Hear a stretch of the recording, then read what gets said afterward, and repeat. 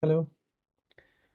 Today I want to talk about a big myth, one of the biggest myths, the top myth beginners have about meditation.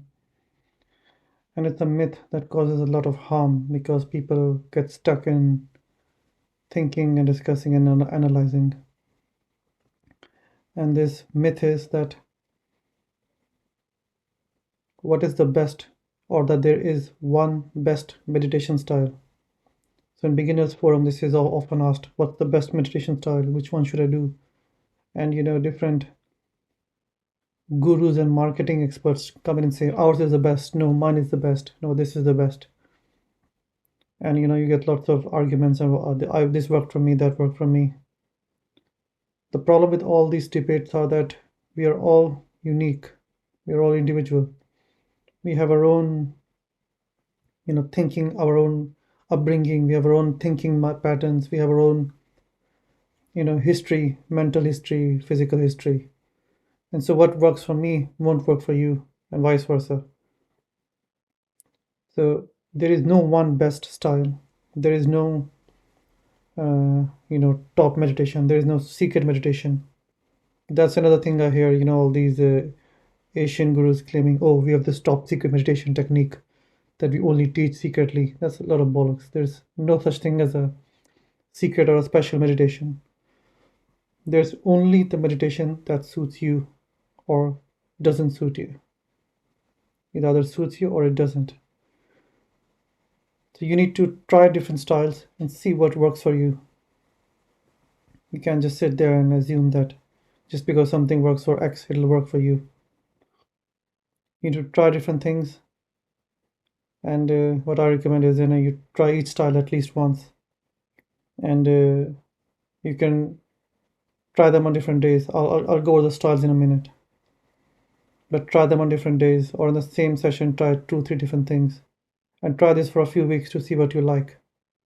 So do I mean by different styles? I mean, there are dozens of ways to meditate. There's visualization, there's concentration, there's mantra or chanting, there's pranayama, which is working with the breath, there's vipassana, which is watching the breath without trying to manipulate it. So in pranayama, you actually try to control the breath actively. In vipassana, you're just watching the breath passively. There's witness meditation, so you're walking on the streets, or you're washing the dishes, but you're just doing it as a witness. There's moving meditation styles like Tai Chi and originally Indian yoga. Now yoga is taught in the West.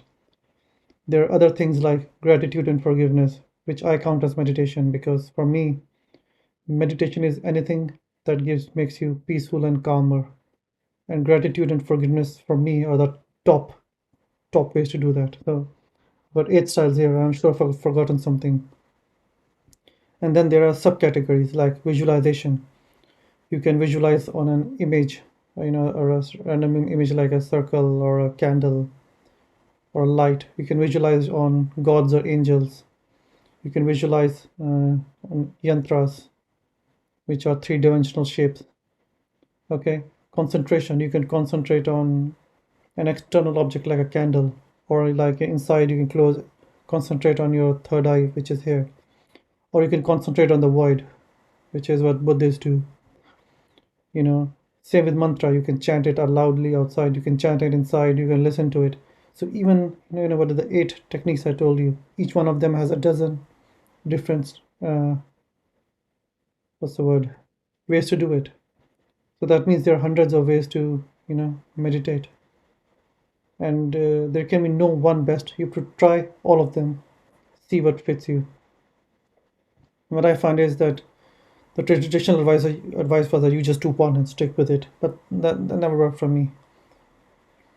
My advice is try all of them, so either in the same session. So if you're sitting for like half an hour, do 10 or 15 minutes of each. 10 minutes of visualization, 10 minutes of chanting, 10 minutes of breathing, constant like pranayama or vipassana.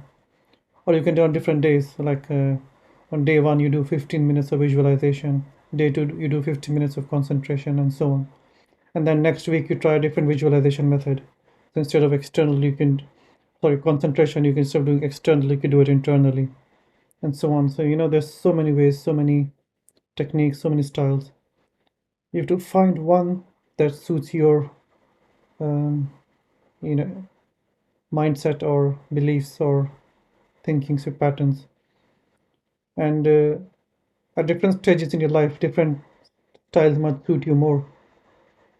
So I started out with hardcore visualization and mantra and concentration, and that helped me. But ultimately, at one point, I just got stuck with it. I couldn't make any more progress. Then I had to move to gratitude and forgiveness. And as soon as I moved to gratitude, my progress went. Phew, I suddenly felt calmer and peaceful and happier.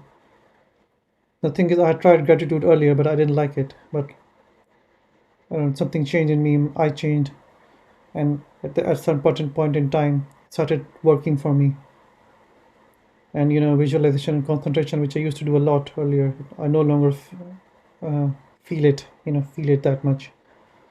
So you have to try different styles, try all of them, and you will find one or two that you like. Stick with them for 1 or 2 years, and then maybe a few months, and then go back and try all of them, because as you change as a person, meditation will change you as a person.